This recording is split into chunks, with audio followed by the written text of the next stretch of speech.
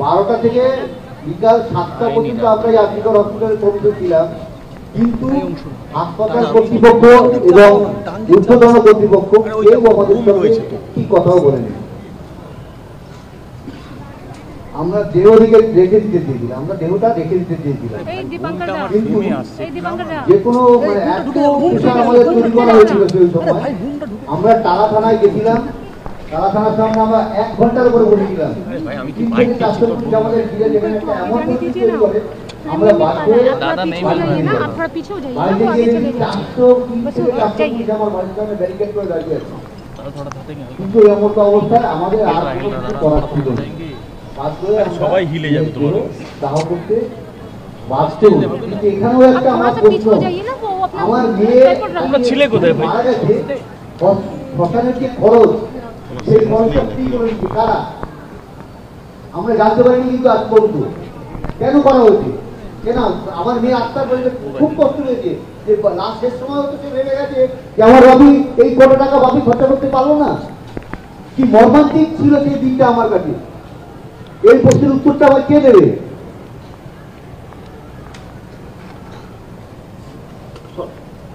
তখন আমার মেয়ে দেহ আমার ঘরে সাহায্য ছিল, তখন ডিসি নর্থ আমাদের ঘরের একটা গলিতে ঢুকে ঘরের ভেতরে তিনি আমাকে টাকা দেওয়ার চেষ্টা করেন।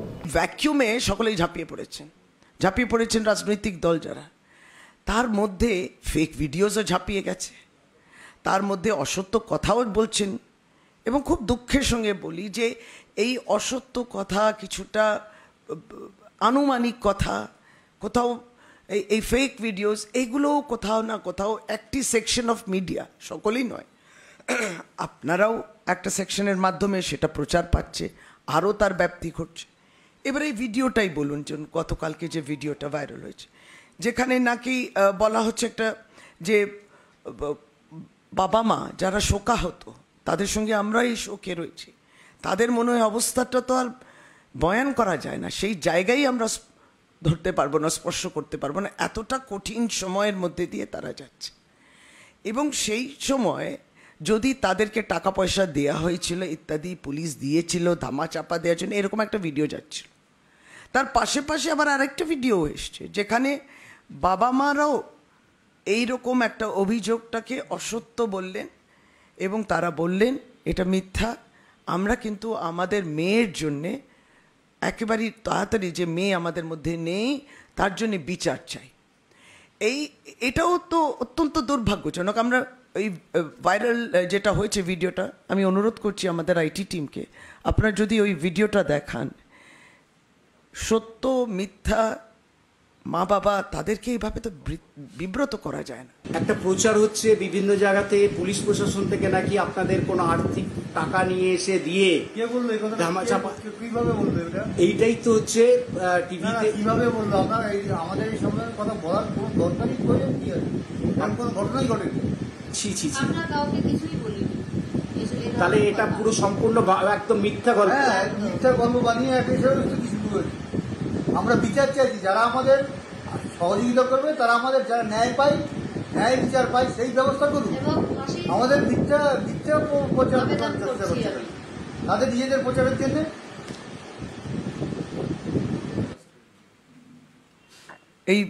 তারপর তারা যে এই যে ভিডিওটা, সেটা আমরা বললাম। সুতরাং আমরা যেটা বলছি যে তারা এমনিও শোকাহত রয়েছেন এবং অত্যন্ত কঠিন অবস্থায়, খুব দুঃখে আমরা সকলেই রয়েছি।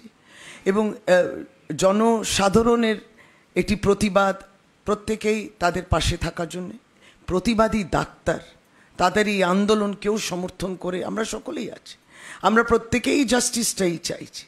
সুতরাং এখানে কাদের থাকার কথা ছিল না, সেটা হচ্ছে রাজনীতি করার জায়গাটা, এই রাজনীতিটা হওয়ার কথা ছিল। তা আমরা একটাই খুব বিনম্রভাবে বলার চেষ্টা করছি যে মা বাবার উপরে কোনো রাজনৈতিক দল যেন চাপাচাপি না করে, কোনো রাজনৈতিক ফায়দা যেই দলগুলো নেয়, এবং তারা একটি ডেড বডি পেলে বিগত দিনগুলোতে অসংখ্য আমাদের উদাহরণ রয়েছে যেখানে তারা এই ভালচার পলিটিক্স করেছেন, যারা একটা লাশ পেলে সেটাকে নিয়ে রাজনীতি আরম্ভ করেছেন, একটা মৃত্যু হলেই আর রাজনীতি।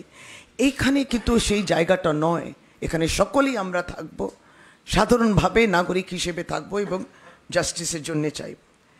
এবার আমরা যেটা আগে বলতে গেলে যে সিবিআই তাড়াতাড়ি করুক ন্যায় বিচার, যার জন্য এই বিলটাও হয়েছে, এই বিলটা তো তার জন্যই হলো, স্পিডি জাস্টিস, তাড়াতাড়ি প্রোভ হোক, তাড়াতাড়ি বিচার হোক, তাড়াতাড়ি শাস্তি হোক, এবং চরম শাস্তিরও এখানে উল্লেখ রয়েছে, যেটা সংশোধিত আইন 2023-এ বিএনএসে ছিল না, মৃত্যুদণ্ডর কথাও বলা আছে।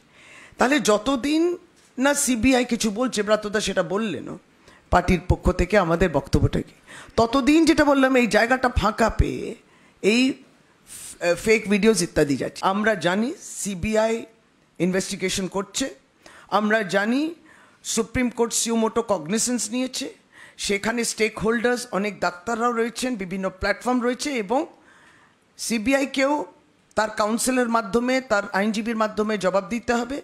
রাজ্য সরকার কলকাতার পুলিশের ভূমিকা নিয়েও রাজ্য সরকার তার কাউন্সিলের মাধ্যমে জবাবটা দেবে। এই জায়গাতে যারা এর মধ্যে ঝাঁপিয়ে এই সমস্ত নোংরামি এবং অসত্য কথা বলে আরও ব্যথিত করছেন, সেই মা বাবাকে আরও কষ্ট দিচ্ছেন, এটা হওয়া উচিত নয়।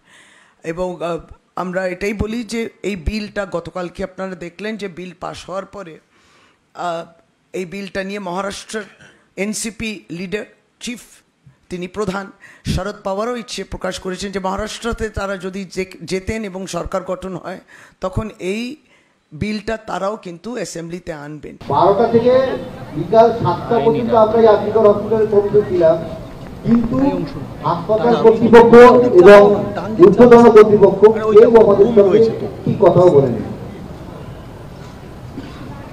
আমরা দেহ রেখে দিতে চেয়েছিলাম, আমরা দেহটা রেখে দিতে চেয়েছিলাম, কিন্তু যে কোনো এত প্রেশার আমাদের তৈরি করা হয়েছিল সেই সময়। আমরা টালা থানায় গেছিলাম, টালা থানার সামনে আমরা 1 ঘন্টার উপরে বসেছিলাম, 3 থেকে 400 পুলিশ আমাদের ঘিরে যেখানে একটা এমন পরিস্থিতি তৈরি করে আমরা বাধ্য হয়ে বাড়িতে গিয়ে 400 থেকে 400 পুলিশ আমার বাড়ির সামনে ব্যারিকেড করে দাঁড়িয়ে আছে। কিন্তু এই মতো অবস্থায় আমাদের আর কোনো কিছু করার ছিল না, সবাই হিলে যাবে তোমার দাহ করতে বাধ্য। কিন্তু এখানেও একটা আমার প্রশ্ন, আমার মেয়ে ছেলে কোথায় মারা গেছে, শ্মশানের যে খরচ, সেই খরচটা ফ্রি করে দিচ্ছে কারা আমরা জানতে পারিনি, কিন্তু আজ পর্যন্ত কেন করা হয়েছে? কেন আমার মেয়ে আত্মার বলতে খুব কষ্ট হয়েছে যে লাস্ট শেষ সময় হতো, সে ভেবে গেছে যে আমার বাবি এই কত টাকা বাবি খরচা করতে পারলো না। কি মর্মান্তিক ছিল সেই দিনটা আমার কাছে।